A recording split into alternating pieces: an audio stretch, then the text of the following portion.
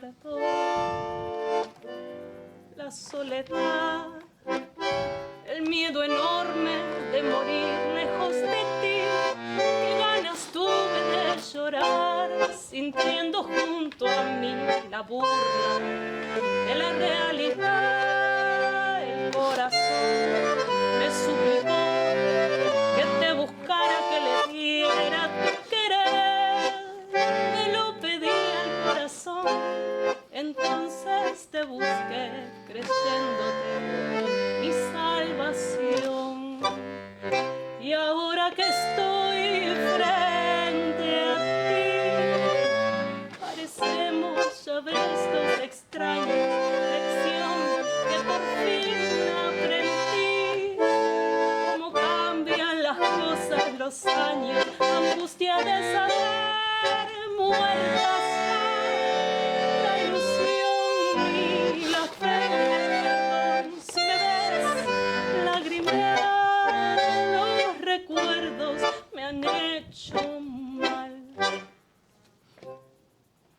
Muy bien, qué bonito. Laura Morillo, Lucas Calabrese, muchas gracias por esta introducción a esta entrevista. Os podremos tener en directo y en el concierto que tendrá lugar aquí en el Mas de las Grallas el próximo 16 de agosto. Vamos a hablar un poco de tango y que nos contéis 4 pinceladas sobre lo que vais a extenderos el día del concierto. El tango, como otras músicas autóctonas, como podríamos decir desde el flamenco o el fado, ha tenido la capacidad de hacerse universal. O sea, ¿qué tiene de especial esta música para que, como estas otras y muchas otras más que podríamos decir, hayan llegado a conocerse en todo el mundo? Bueno, Bueno, primero gracias por la invitación, estamos contentos de estar aquí. Y bueno, hablábamos antes con Lucas, cuando nos comentaste la pregunta, que igual tenía que ver el tema de que tenga raíces como tan diferentes, ¿no? Tiene una clara influencia europea, tiene influencia africana, aunque no parezca la misma palabra tango, tiene una resonancia africana. Tal vez del mestizaje con indígenas menos, porque es muy del puerto de Buenos Aires, sí, ¿no? Pesa como mucho más, sí. La música del porteño. La música europea, europea y africana.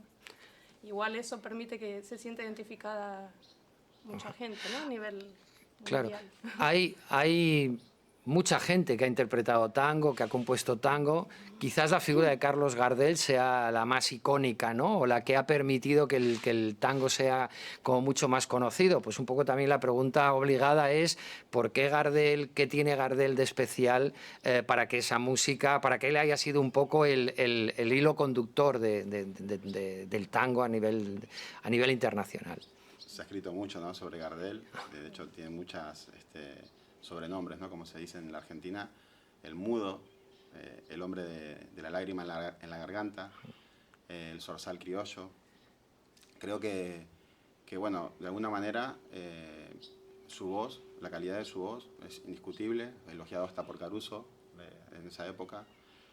Y luego una persona muy profesional, cuando viajaba, iba con su profesor de canto, aunque no parezca mentira, en una persona como Gardel y en esa época.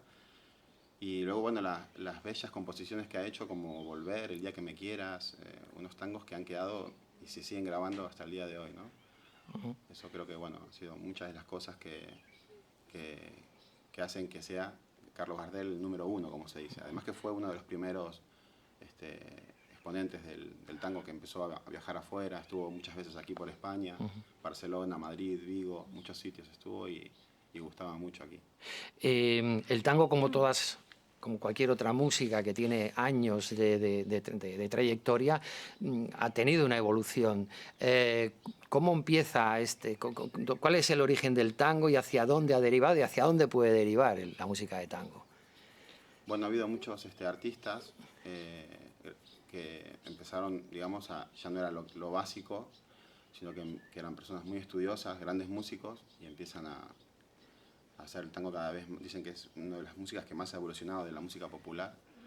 Y hay muchos autores, Osvaldo Pugliese, Carlos García, bandoneones, por ejemplo, Aníbal Troilo, le decían el bandoneón mayor de Buenos Aires. Y luego, bueno, recaemos en la figura de Astor Piazzolla, por ejemplo, que es más conocido internacionalmente, pero hubo realmente unos músicos que empezaron a cambiar lo clásico, ¿no? Aunque en la época de oro del tango fue entre el 40 y el 50, ¿no? Eran unos músicos excelentes. Sí, aunque la gran ruptura yo creo que fue con Piazzolla, ¿no? Sí, fue como claro. una bisagra en el tango, pero hoy en día también hay gente que compone tango y se nota, ¿no? La diferencia, usan el lenguaje de otra manera. Pero se sigue también utilizando, o sea, componiendo el tango más clásico, más convencional. Sí, también, sí. obvio, pero también hay gente que empieza a hacer tango de otra manera, un poco más actual, sin ser una ruptura como la de Piazzolla, pero sigue evolucionando. De hecho, en el repertorio hacemos Sí. de todo.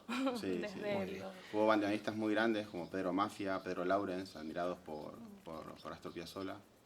Y bueno, han sido, digamos, bases, ¿no? En cuanto a lo que al tango nuevo, ¿no? Astor fue muy criticado, de hecho decían que no hacía tango y que la música de él era un insulto al tango, ¿no? Muchas veces terminaba de tocar un concierto y saltaba ahí en el público y le decía, ¿cuándo va a tocar un tango, maestro? Decían, ¿no? Y llegó hasta tirar una carpeta Astor.